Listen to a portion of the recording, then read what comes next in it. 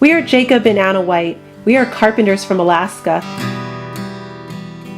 We've helped millions of people build their own furniture through our plans and website. But now, we are going beyond that. We're going to show you how to build yourself a house, tiny style. In this video series, we'll show you step by step how to go from a trailer to a beautiful finished home. Make sure you subscribe and follow along. On the last week on our roofing video, we had a question on where do the screws get attached, in the valley or on the ridge. A quick answer to that is each roofing might be a little bit different, but the stuff we're using, we attach the screws in the valley. That way it holds the roofing right down flat to the plywood underneath. The roofing screws we have, they have a little rubber washer on them, so they're self-sealing, and so they work just fine like that. So on the ridge, there's a screw that's called a stitch screw, and there is on each one of those ridges you should attach with a stitch screw on the roof. That just attaches the two pieces of metal together, and there's a rubber washer on that as well. We made some huge progress on this tiny house, and of course you've been following along and you saw us frame up the floor, frame up the walls, put the roof on, put the tin on, build a shed. But now we're at a really exciting stage where we're actually going to start finishing this baby. So today what we're going to do is we're going to put the house wrap on.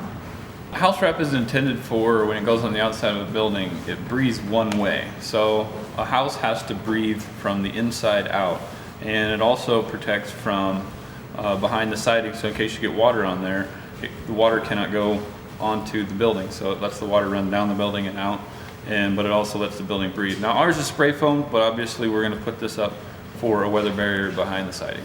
Cheap insurance, if you will. So let's do this.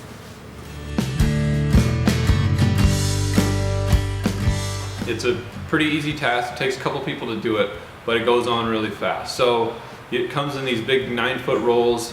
They might even come bigger than that, but the ones we get are 9 foot. And you just start, we started in a corner, and you basically just start rolling it out. Make sure you're square, and you just go all the way around the building. You cover up all your doors, your windows, all your openings, they get covered up, because later we'll show you how to cut them out. And you can just staple them as you go down. Yeah, so I mean, we're just going to run right over the top of these electrical. Obviously we're going to put boxes on, exterior boxes, so we'll just run right over, poke a little slit in it, and drop it in, and be ready to go. So it's basically like wrapping a big present. Okay, once you're done running the house wrap around the building, just cut it off, overlap it, whatever your the specifications are for the house wrap that you're using, and then tape it off, and then start your next layer. So now I'm going to show you how to cut out the windows and doors and prep them for the house wrap. You're going to find the top of the window, make a little slit there, make a slit coming all the way across the top,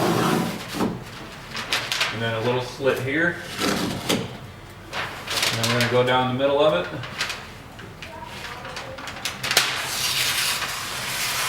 Before you get to the bottom, go about 5 inches up.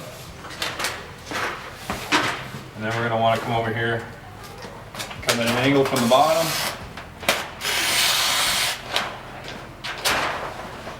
Same on this side. And then we're going to have all these tucked in. We'll staple all these off, be finished. And then this little flap up here will go,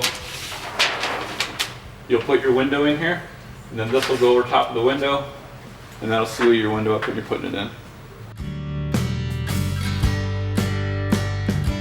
Your next step is after you got your house wrap, the big wrap, then you got your gables and the other small areas that you need to put house wrap on. Once those are done, then you got to pull out the roll of tape, and there's a special roll of tape you can buy and for house wrap, and you tape every seam of the building. What this does is it just seals everything up, makes it all waterproof. A super quick video this week. Obviously Anna couldn't be here, she's off playing. No, she's working.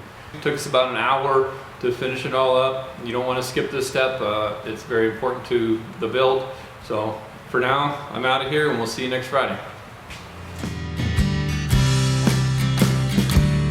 Building? Oh, I can't lift it. It's too heavy. I'm actually serious. Kind of. Maybe it's built not square. Maybe your plans aren't on. Really good idea. Really good idea. Well, since we have to do 2 rows, he's smart. He's right. You got that thing? Oh, I don't got it. Roll it, roll it, Roll it, roll it. roll it. Roll it, Tuffin. All right, all right, all right. Keep going, Tuffin.